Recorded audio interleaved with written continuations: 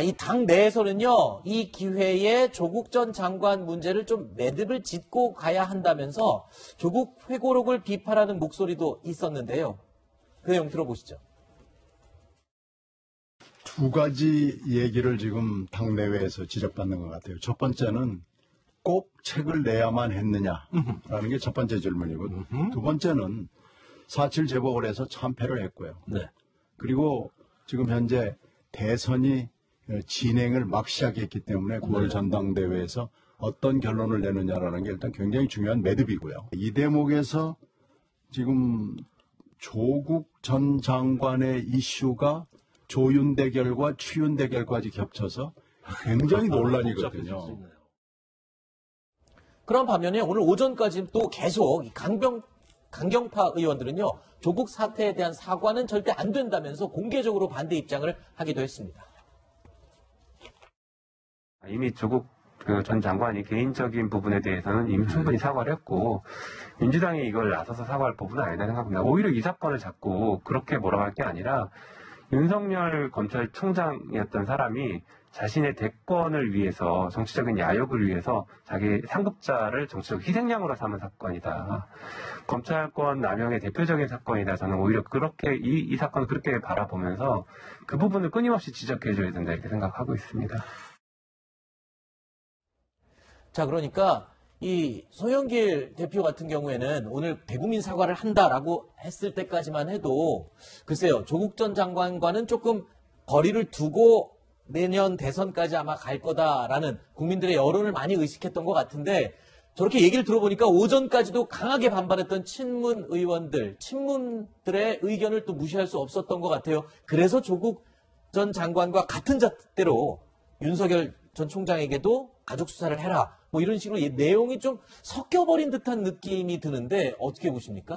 그러니까요. 지금 이제 처음에는 사과라고 했는데 제가 그 전문을 한번 쭉 읽어봤는데 사과인지 아닌지를 잘 모를 정도예요. 왜 그러냐면은 첫 번째로 이제 뭐라고 했냐면 조국 장관 그 비리에 대해서 무려 범죄 혐의가 10가지나 됐거든요. 근데 그거를 딱 한 가지로 자녀 입시 비리라고 이렇게 주장을 했고, 네. 그 다음에는 비리라고 얘기한 게 아니라 다 논란이라고 하는 거예요. 네. 논란이라고 하는 건 그게 잘했는지 잘못했는지 아직 모른다 이런 얘기 아닙니까? 그러니까 논란이라고 얘기한 것 자체가 지금 이미 기소까지 해가지고 재판을 받고 있는데 그 아직도 그 내용을, 검찰의 기소 내용을 믿지 못하겠다 이런 게 지금 들어있는 것 같고, 네. 뒤에 가면 또 재판을 또 지켜봐야 된다고 돼 있거든요. 이런 걸 보면은 과연 처음에는 저는 송영길 대표가 사과를 아마 확실하게 하고 가려고 했던 것 같아요. 네. 그런데 워낙 당내 반발이 많다 보니까 어제 밤부터 오늘 아침까지도 많다 보니까 이게 좀 수위가 조절된 거 아닌가. 그러다 보니까 어정쩡하게 된 거 아닌가. 그렇군요.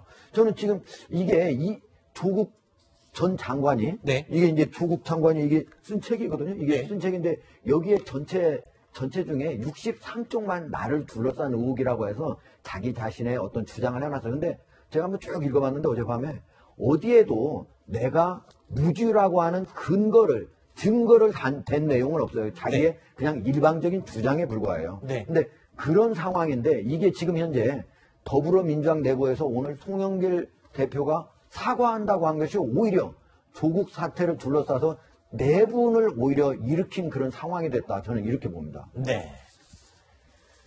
자, 어쨌든요, 이 회고록 출간과 출간 시점에 대한 논란도 계속되고 있습니다. 그러자 이 조국 전 장관은요, SNS를 통해서 자문자답을 하기도 했습니다. 일방적인 주장을 왜 책으로 내느냐라는 질문에 검찰의 일방적인 주장, 무차별적인 보도에 늦게나마 최소한 자기 방어를 하는 것이다 라고 답을 했고요. 또 진술 거부와 관련해서는 이런 질문을 하는 사람들은 황교안 전 대표가 거부했을 때 비판하지 않은 사람들이다 라고 스스로 또 자답을 했습니다. 또 이 법적인 유죄 인정을 해야 반성인데 왜 변명만 하고 있느냐라는 질문에는요. 민주주의의 사법체제 원리를 부정하는 비판은 답할 가치가 없다라고 답을 했습니다.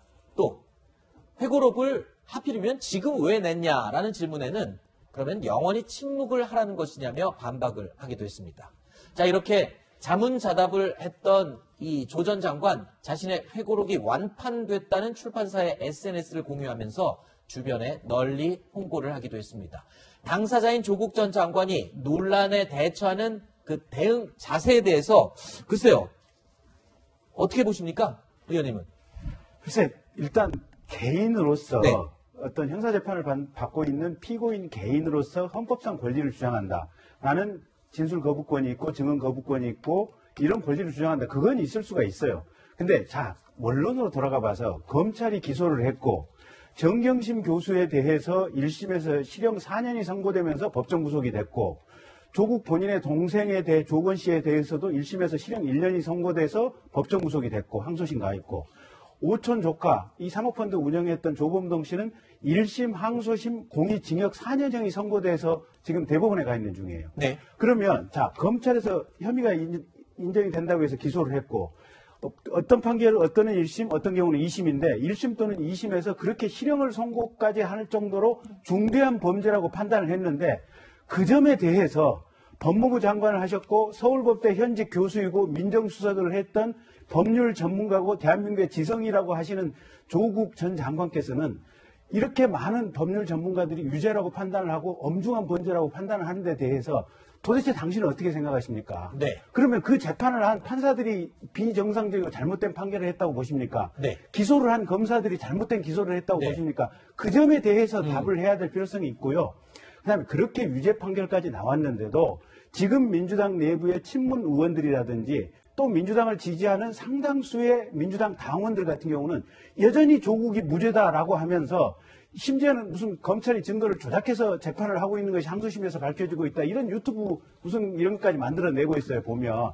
이런 상황에 대해서는 도대체 그럼 국민들은 어떻게 아하. 봐야 될 것인가. 네. 스스로 냉철하게 돌아보시고요. 네. 이 상황이 계속 갈수록 네. 중도층에 있는 분들 입장에서는 절대로 다음번 대선에서 민주당 지지할 수 없다. 이런 판단으로 논리적으로 갈 수밖에 없을 겁니다. 네. 자, 그리고요, 조금 전에 이 세 분 모두 오늘 송영길 대표가 발표했던 대국민 사과문의 내용이 뭔가 아리까리해졌다. 우리가 기대했던 내용과는 다르게 좀 굉장히 수위가 낮아지고 뭔가 내용이 섞였다라고 평을 해주셨는데 이 오늘 대국민 사과에 대해서 조국 전 장관이 조금 전에 입장을 밝혔습니다. 송영길 대표의 말씀을 겸허히 받아들이겠다. 그리고 나를 밟고 가십시오. 라는 내용의 글을 올렸다고 합니다. 자, 이 얘기는 여기서 마무리하도록 하고요. 시간이, 주어진 시간이 이제 야당 얘기도 해야 되거든요. 야당 얘기로 넘어가겠습니다. 할 얘기 짧게 그러면 짧게 너무 애타게 말씀하시겠다고 조국 하시니까 전 장관이 네. 송영길 대표의 말씀을 겸허히 받아들이겠다 제 이해를 해요. 만족했다라는 소린 거 아닌가요? 그렇죠. 전혀 사과를 하거나 이 조국 전 장관을 비난한 게 아니잖아요. 네. 지켜보자 재판. 알겠습니다. 그리고 논란에 불과하다 이렇게 얘기를 한 거기 때문에 네. 저는 사과가 아니라고 보는 거예요. 알겠습니다. 오늘 이 사과 직전까지도 당내 친문들이 강경한 반대가 있었고 그리고 예상 밖의 내용이 포함되면서 뭔가 사과의 수위가 낮아진 게 아니냐라는 분석이 지금 나오고 있는 가운데 조 전 장관, 이 당사자는 받아들이겠다, 겸허히 받아들이겠다라는 입장을 밝혔다는 내용까지 얘기하고요.